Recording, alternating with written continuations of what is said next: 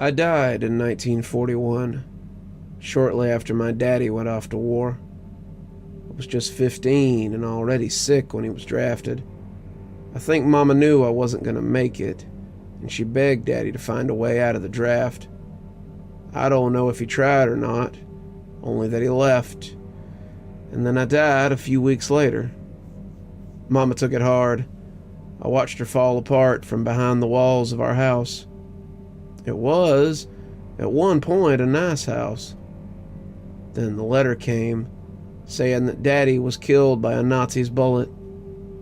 Mama couldn't take that at all. My Aunt Charlotte took Mama in to live with her, which probably saved her life. Sadly, I've lost touch with Mama since then. I suppose odds are pretty high that she's dead too by now. I think all the heartbreak around Daddy and me dying trapped my soul in this old house. And since Mama never sold it, I doubt she could have borne to.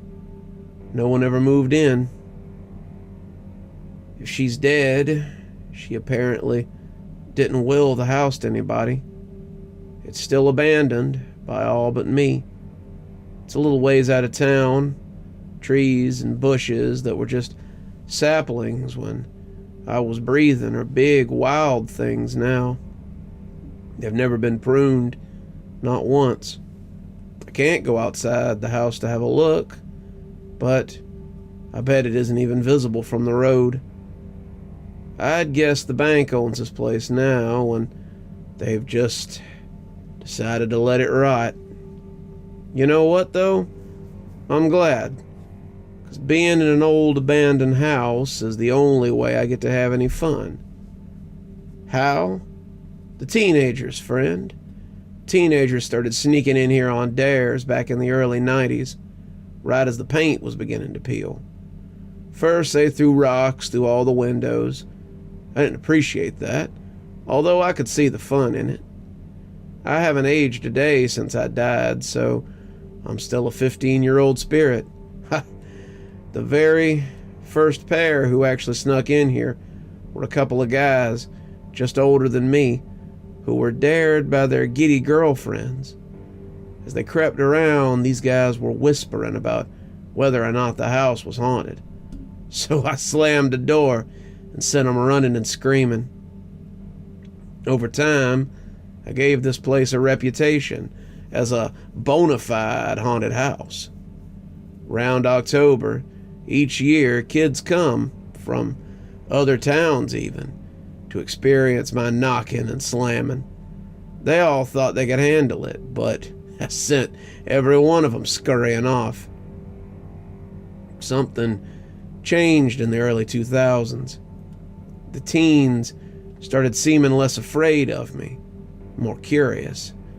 I couldn't scare them off as easily, which was fine since I enjoyed having them around.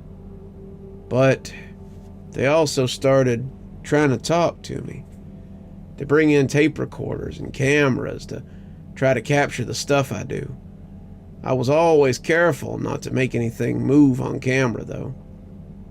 I liked how everyone else just had to take the kids I scared at their word. Providing proof of myself would have ruined the mystique. Some of the teenagers brought weird energy into the house. It was like having somebody track mud across the clean floor. Except instead of mud, it was anger, depression, jealousy, all sorts of ugly things. One thing you learn when you're dead is emotions are very tangible. They have a charge like a magnet or a battery. The right charge gives me energy, makes the house sort of hum. Some of the teens call it the house's aura or vibe. But if you bring the wrong charge in here, something too negative, messes everything up. I feel tired. The house feels older, and sometimes I can sense things moving outside. I don't mean outside like in the yard. I mean outside my spiritual periphery. See, ghosts like me are not the only type of spirit. There's some really dark stuff out there. Those dark spirits, well, they're attracted to negative energy. I sense them lurking, feel them sniffing out the anger and jealousy and sadness in here. Sometimes I wonder if I'm the only thing keeping them out of this space. I am, in spite of everything, a pretty positive guy. There's one object which I will never ever allow into this house again. Whenever I see one, I immediately do something really scary, like make footsteps right behind the teenagers or brush at their hair. I do whatever I can to get them out of here. The object in question is something called a Ouija board. I hadn't never seen or heard of such a thing until the day I almost watched some poor kid lose his soul, and might have almost lost my house to an evil spirit. That, friend, after all of this existence, is a story I would like to tell you today. They came in a foursome: Gavin, Lily, Emma, and Roland. Gavin and Lily were the ghost enthusiasts. They came in with all the presuppositions one would expect from a couple of kids who think they know everything about a subject in which nothing is really known to the living. Emma didn't seem nearly as enthusiastic about the visit, even though she was the real empath in the group. That'll come in real handy for me later. You'll see. Now Roland made me uneasy. See, styles and fashion have changed so much since my time that I have difficulty reading people based on their appearance anymore. For example, 30 years ago, if someone crept in here at night wearing a pair of tattered jeans, I'd have assumed they were a junkie that needed to be chased out before they got too comfortable in my house. Nowadays, everybody's wearing jeans that look ready to fall apart. They're all the rage, as I've heard being hip called at one time or another. All this to say, I have to judge people by stuff that's intangible to the physical world, but potent to me. These things are like someone's mental balance or spiritual harmony. The closest thing I can compare these things to are smell, but you don't get them through your nose. You just kind of pick it up, much like when you drive by a hog farm and before you realize it, you're aware you're breathing in pig stink. Roland's pig stink comprised of grief, insecurity, and anger, disdain for the world and everything in it. I'm not a psychic, but I assumed right away that Roland had lost someone very close, probably recently. Roland had the spiritual posture of someone who's been personally insulted by death. The foursome crept around for a while, and I let them be. I wanted to feel them out. Between Emma's empathic abilities and whatever was going on with Roland, I guess I was sort of nervous about this bunch. Eventually they went upstairs and ended up in my room, of all places, the very room in which I died back in 41. That's when Lily pulled out the Ouija board, and I studied it while they all got comfortable, but I didn't really understand how it worked. Not until Gavin put this little triangle on the board that he called a planchette.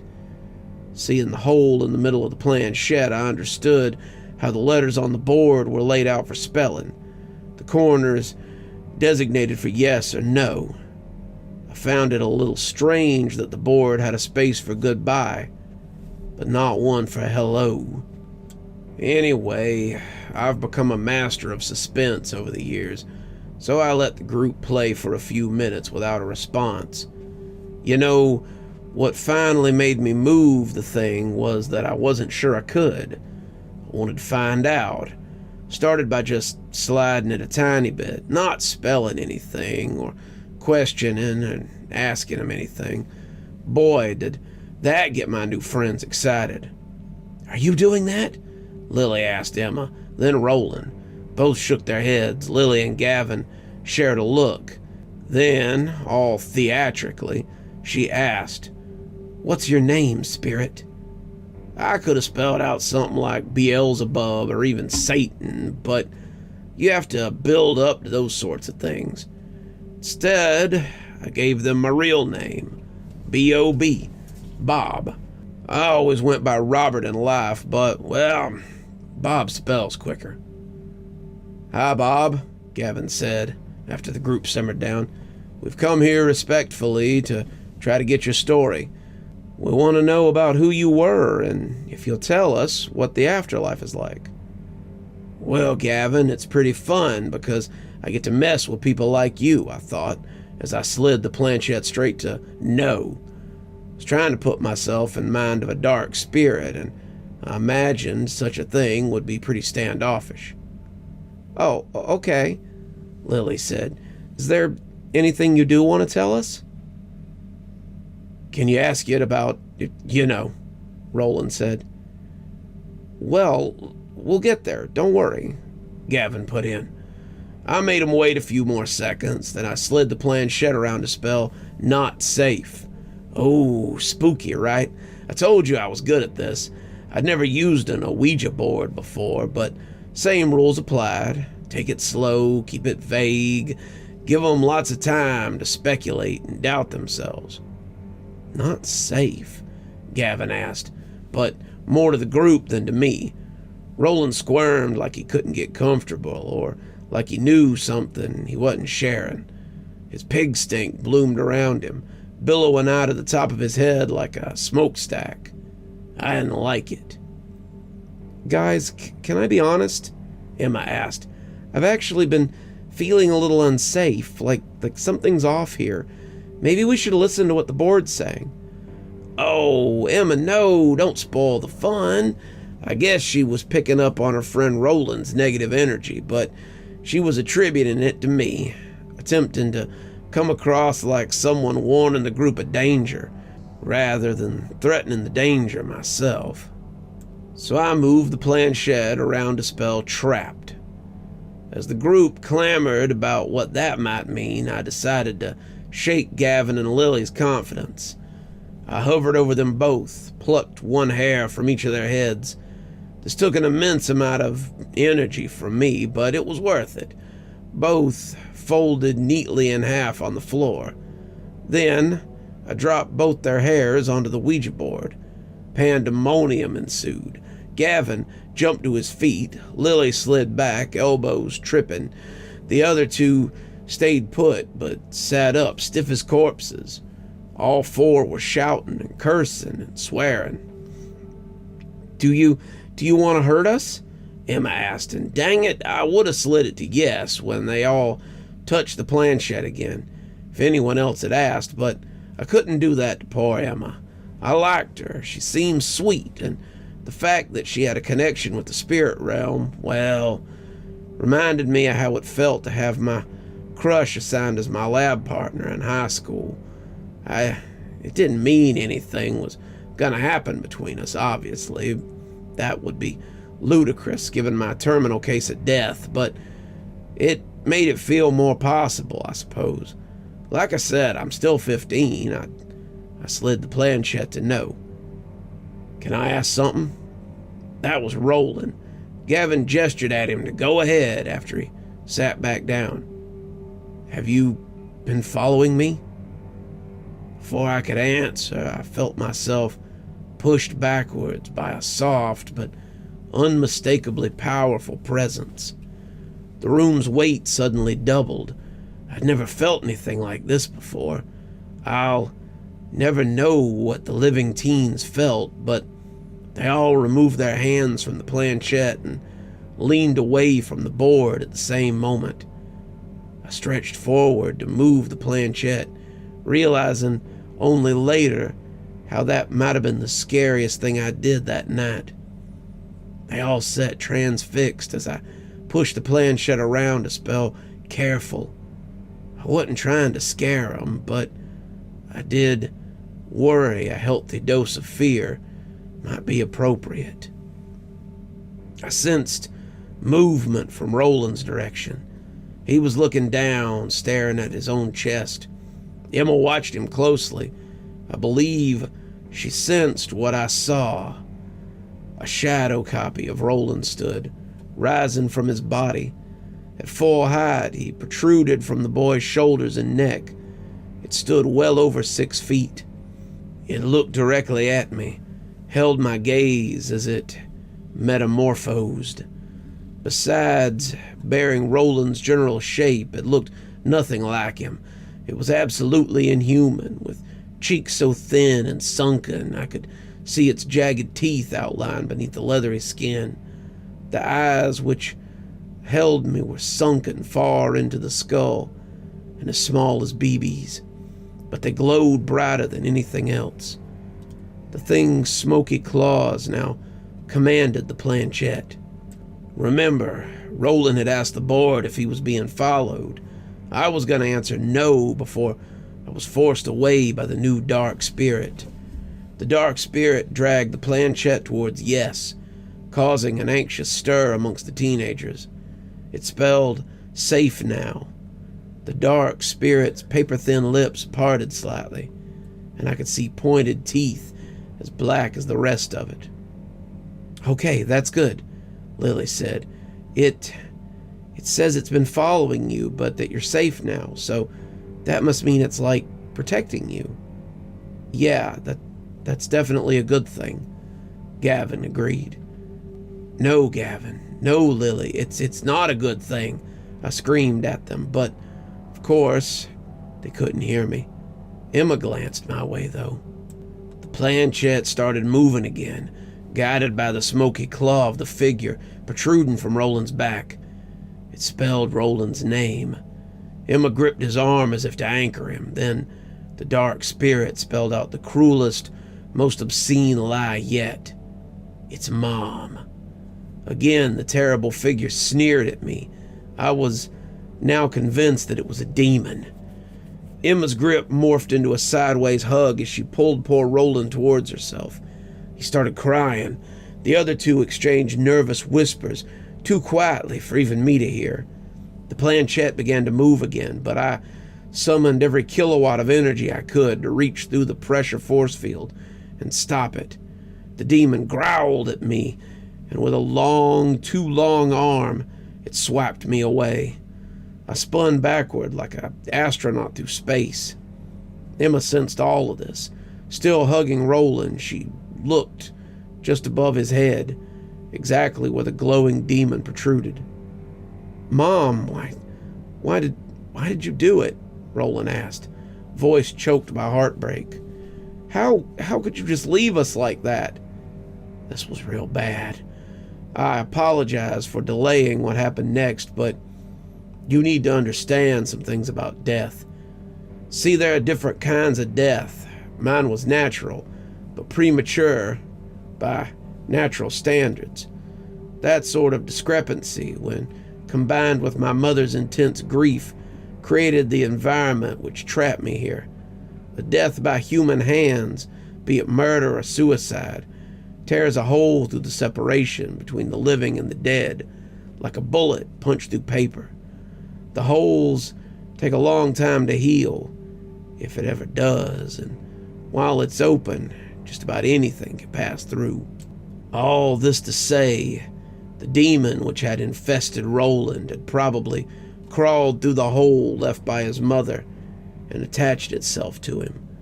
I bet it offered comfort at first, but judging by Roland's demeanor, even before the Ouija board session, it had already started getting mean. Classic demon trickery. If it could convince Roland to welcome it by pretending to be his mother's ghost, there's no telling how far it could take the possession. It might even kill Roland and harvest his soul. So when we left off, Roland, believing he was talking to his mother, had just asked how she could leave him. The demon began to answer, but I focused on getting the teens to safety. If I couldn't save Roland, then I wanted to at least try to protect the others. I'll admit, in the back of my mind, I was wondering what would happen if that demon fully manifested in my house. It had already demonstrated immense power over me, and that frightened me, for my own safety too. In the corporeal world, demons enter people. They dwell inside them and control them. Demons don't have that sort of use for us. Instead of possessing, they envelop and dominate us. They show us how little power and control we really have. I circumvented the group until I was behind Emma. That also put me right next to the demon, but it was occupied with the planchette, or maybe it didn't see me as a threat. Emma was the key. Her empathetic ability was the only tool I had left, but I wasn't sure how to use it. She'd shown that she could hear me, but could she understand? I didn't think so. I wondered if she might sense my touch. Keeping an eye on the demon, I took hold of Emma's free wrist, the one that wasn't on Roland's shoulder. She immediately flinched away. I understood why, but that didn't make it any less frustrating. I tried again, this time only touching the back of her hand, and I projected my desire to save her and her friends. I even whispered to her, "I'm here to protect you." At least one of these tactics worked, and Emma allowed my hand to stay. I slid my thumb behind hers so I could gently guide her hand to the Ouija board. "No, Emma, leave it alone," Gavin said. "God, that idiot. Purporting to be so keen on the spirit world, yet being so dully insensitive to it." I could have punched him. I gave Emma a reassuring squeeze, which she emphatically understood. I guided Emma's hand towards the word goodbye at the bottom of the board and gave her another squeeze, then let her go. I felt confident that she would know what to do. "Guys, I think we need to end this," she said, her hand hovering over goodbye. "No!" Roland shouted, a deep anger boiling beneath his voice. "It's not his mother," I whispered to Emma, and thank the Lord she could understand me. Enough to matter, at least. Emma now pleaded with Gavin and Lily. "We need to end this session right now, guys. Something's really wrong. I can feel it." "I need to talk to her," Roland argued. "Roland, I don't think your mom is talking. I think it's something bad," Emma said, turning to him. "Yeah, she might be right," Lily said. "Before it said it was your mom, it was telling us we weren't safe and all that, remember?" Words can't describe how grateful I was to hear my silly prank may have saved the day. "Oh, yeah, spirits do lie to get what they want sometimes," Gavin said. "I can feel her, though," Roland whispered, but he sounded unsure. Emma's hand went to the planchette. Again, the demon's shadows clawed. I noticed her hand was outlined by a faint white aura. Whatever energy gave Emma her emphatic ability was something wholesome and beautiful. It forced the demon to retract angrily, almost like it had been burned. Gavin touched the planchette again, then Lily. They all looked at Roland, but he didn't move. Emma took his hand in her free one and pulled it towards the planchette. He still clearly did not want to end the session, but he allowed this to happen. They all four of them were touching the planchette. Emma slid it to goodbye, and, as if it had never been there, the demon vanished. I whispered thanks to Emma, but closing the session had dulled her connection to me. I'll admit this made me a little sad, despite the victory we had won. The teenagers left shortly after, and I haven't seen them since. That must have been, 10 years ago now. It's hard to keep track. Roland didn't seem any lighter when he left that night. Unfortunately, I have to assume that he still had the attachment. But with a friend like Emma by his side, I hope he's been able to rid himself of it. Can't imagine she would have let him go on like that. The white light I saw around her hand made it easy to believe she saved him. And, like I already mentioned, Ouija boards aren't allowed in my house anymore. These days, kids are using all kinds of electronic equipment, though, and the Ouija board seems to be getting less popular. That's good. You just can never know what's really talking to you with one of those things. It could be a swell guy like me, or could be something much, much darker. It's best just to keep those channels closed. You can't ever really know who or what is speaking to you from the other side. You're still here. Thanks for stopping by. Dr. Plague here. Always a pleasure to see all my new and old viewers coming by for another one of my spooky tales. If you'd like to support the show, you can always take part in one of our channel offers through Fume or Aura, or you can just click on another video when they come up. I'd really appreciate it. For our newer viewers, we also have lots of playlists and other things if you'd like to get caught up. I know some of my series have been going on for quite a while. If you'd like to get my latest book, there's a link down below that'll take you to my Amazon page.